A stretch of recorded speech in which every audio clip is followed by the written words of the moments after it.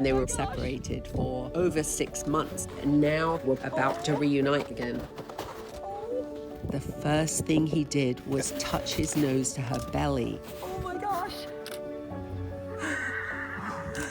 That moment, I understood that he knew she was pregnant and she was going to have their baby. And it was something we didn't know, but it was so clear that he knew. Seeing them finally get their happy ending felt like a miracle, especially when you realize how close it came to never happening.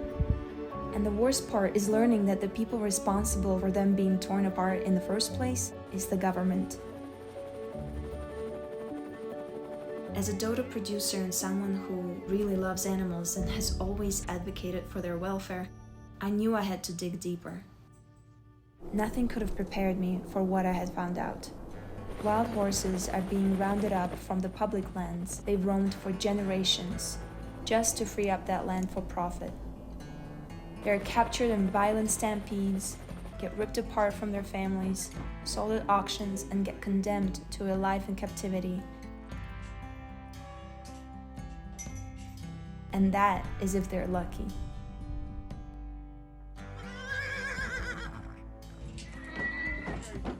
Finding all of this out is what led me to Clare, the founder of Sky Dog Sanctuary, who dedicated more than 10 years to rescuing wild horse families. You're safe now. You're safe. You're home. Oh my God, I'm gonna cry. You're a good girl. You're a good girl, Dream. I'm sorry. But to understand her full story, I had to go back to how it all began. It all started with this one special rescue. Goliath was a 26-year-old, very rare, curly Mustang, who was an incredibly well-known horse in Wyoming because of his genes. Over years, he and his family were documented by many photographers. You could feel how much his family meant to him. He fought other stallions to protect his family and defend the love of his life, his lead mare, Red Lady.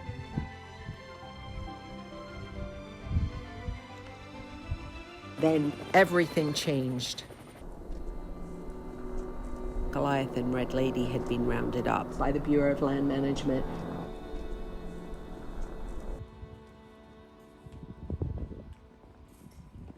Bureau of Land Management, aka BLM, is a government agency whose main responsibility is the protection of natural resources and ecosystems of US public lands, like public campgrounds that you reserve while on your road trip. The same people are responsible for rounding up wild horses, and while they might get adopted by someone like Clare, more often than not, they end up with people who make an earning by transporting them to slaughterhouses in Mexico and Canada. That was the fate awaiting Goliath and Red Lady when they got rounded up by BLM too.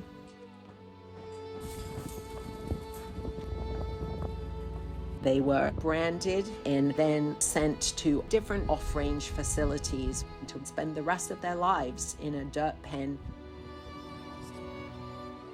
I'd made a promise in my mind that I would do everything to get him out of there.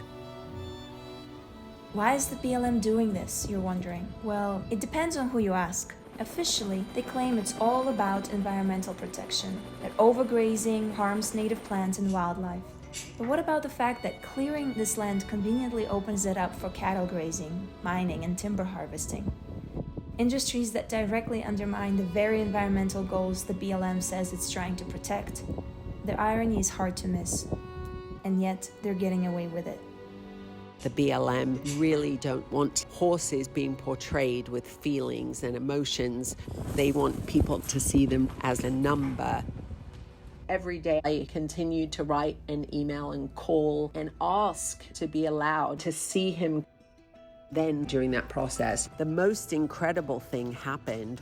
This lady reached out to us and told us that she managed to find and rescue Red Lady and would love it if Red Lady were to come to Skydog and hopefully be reunited with her love Goliath. A few weeks later, we finally got notification that there was to be an adoption event. There were many challenges, but in the end, we won the bid for Goliath. He jumped into that trailer and he set off across 4 states to us, and unknown to him, his reunion with Red Lady.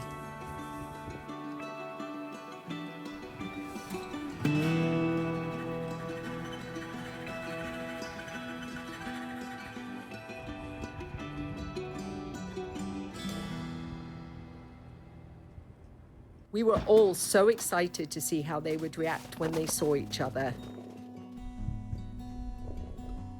After having been separated for over 6 months.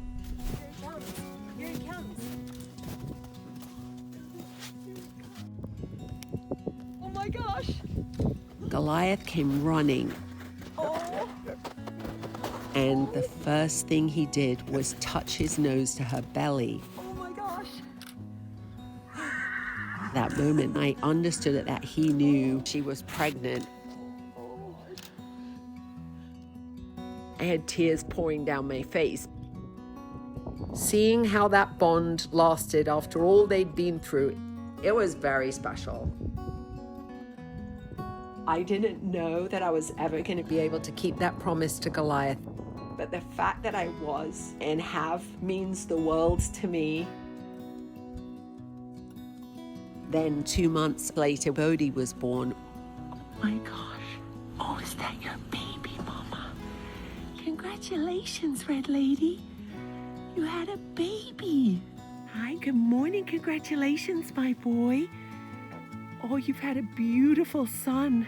It was a wonderful, happy ending for both of them. Not only they had been reunited, but they now get to raise another baby together. Oh, Bodhi. Hi, little baby.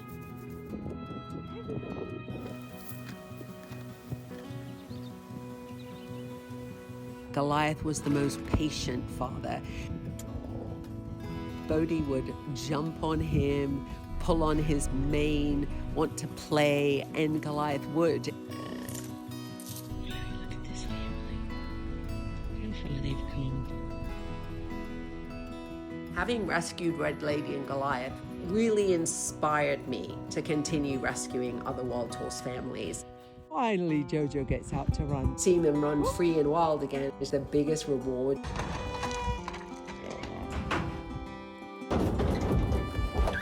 It's seeing a wrong righted. Witnessing them reunite with their families after they'd been captured and separated for years. It's like they've never been apart.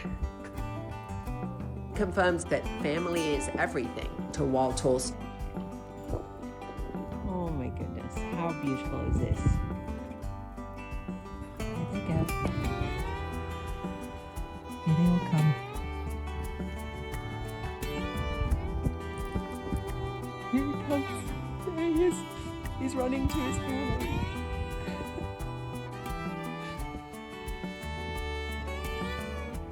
Later on, we rescued a zonkey named Zizi. Hi, Zizi. He's a cross between a zebra and a donkey. We were worried that obviously we didn't have another animal like him, but one day I noticed Bodhi and Zizi play fighting, and it was very unusual. I thought it was something that had happened one time, but every time I drove by, Zizi and Bodhi would be playing and playing and playing. Look at that. It's so beautiful. The bonds that they form are so precious and so deep. Over the years, Skydog has reunited many different families and rescued over 500 wild horses. What an amazing day. Just incredible. Oh my gosh. Look at this. Hey guys. Including hybrids like Sankeys, mules, Azores, and even a zebra who came from Can't Hunt ranches.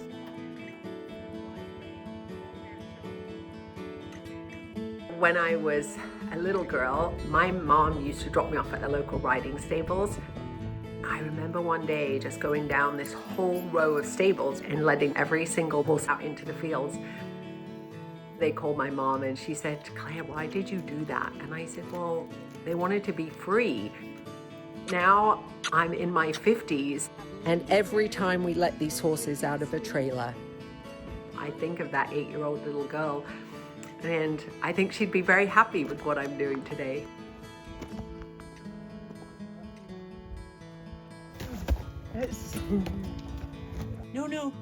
No, that's not for you. Can I have that back? My hands are cold.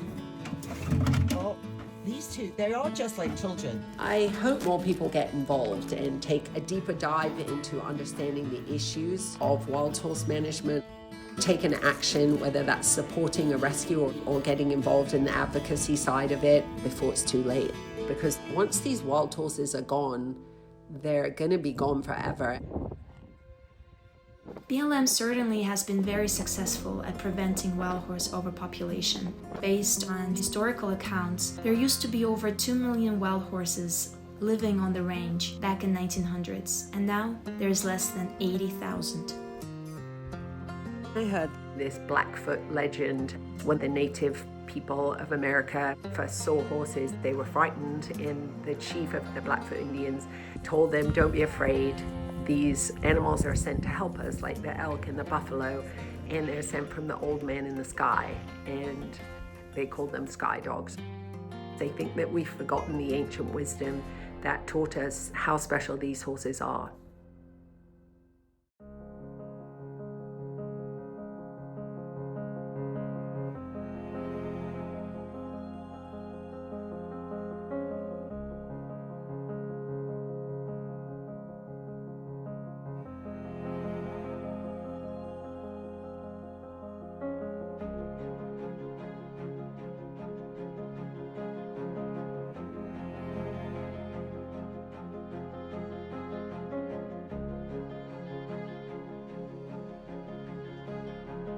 What a start to the day. Look at this.